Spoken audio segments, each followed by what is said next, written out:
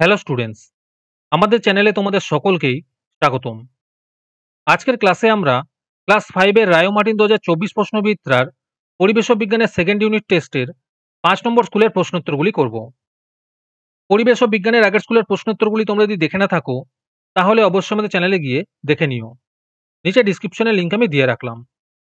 আর তোমরা যদি আমাদের চ্যানেলে নতুন হয়ে থাকো তাহলে চ্যানেলটিকে সাবস্ক্রাইব করে পাশে থাকা বেল আইকনটি অলে প্রেস করে রেখো। তাহলে পরে ক্লাসের ভিডিওগুলি আমি আপলোড করলেই তোমাদের কাছে নোটিফিকেশন পৌঁছে যাবে। তাহলে শুরু করা যাক। 5 নম্বর স্কুলের প্রথমে আছে নিচের প্রশ্নগুলির একটি বাক্যে উত্তর দাও। একের 1 নম্বর প্রশ্ন হলো হুগলি জেলার সদর শহরের নাম কি?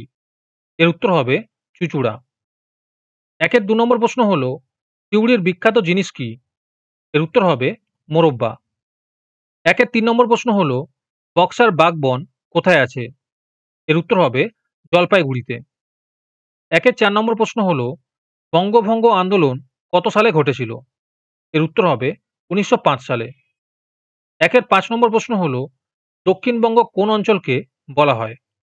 এর উত্তর হবে পশ্চিমবঙ্গের মুর্শিদাবাদ জেলা থেকে দক্ষিণের অংশটিকে বলে দক্ষিণবঙ্গ। তারপরে 2 নম্বরে আছে শূন্যস্থান পূরণ করো। 2 এর 1 নম্বর প্রশ্ন হলো ড্যাশ থেকেই তো ভেড়িতে গলদা ও বাগদা চিংড়ি চাষ হয়? এর উত্তর হবে মিন থেকেই। 2 এর 2 নম্বর প্রশ্ন হলো জলপাইগুড়িতে ড্যাশ বনে এক শৃঙ্গ বিশিষ্ট গন্ডার আছে? এর উত্তর হবে গরুমারা বনে।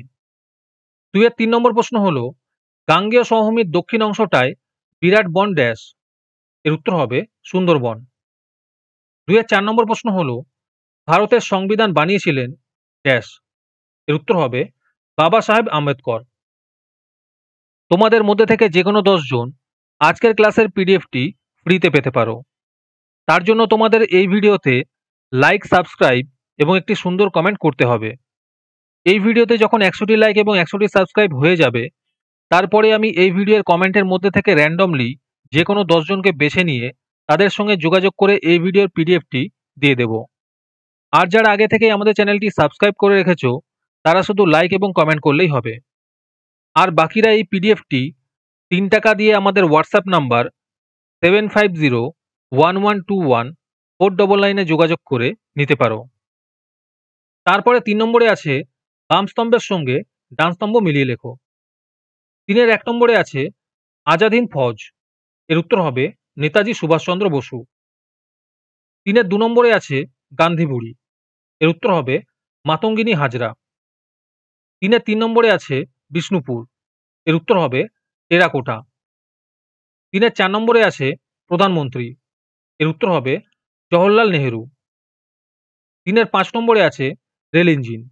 এর উত্তর হবে চিত্তরঞ্জন। তারপরে 4 নম্বরে আছে নিচের প্রশ্নগুলির উত্তর লেখো।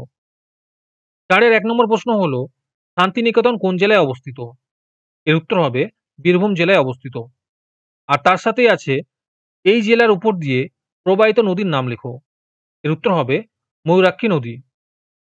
তারপরে 4 এর 2 নম্বর প্রশ্ন হলো নিত্যবহ নদী কাকে বলে? উদাহরণ দাও। এই প্রশ্নোত্তরগুলি আমি তোমাদের দেখিয়ে দিচ্ছি, তোমরা দেখে নোট ডাউন করে নিও। তারপরে 5 নম্বরে আছে নিচের প্রশ্নগুলির উত্তর লেখো। 5 এর 1 নম্বর প্রশ্ন হলো পশ্চিমের মালভূমি অঞ্চলের মাটি কেমন? আর এর সাথে আছে এই অঞ্চলে কি কি শাকসবজি চাষ হয়? 5 এর 2 নম্বর প্রশ্ন হলো ম্যানগ্রোভ জাতীয় উদ্ভিদ কোথায় দেখা যায়? আর এর সাথে আছে এই জাতীয় গাছের বৈশিষ্ট্য লেখো ও উদাহরণ দাও।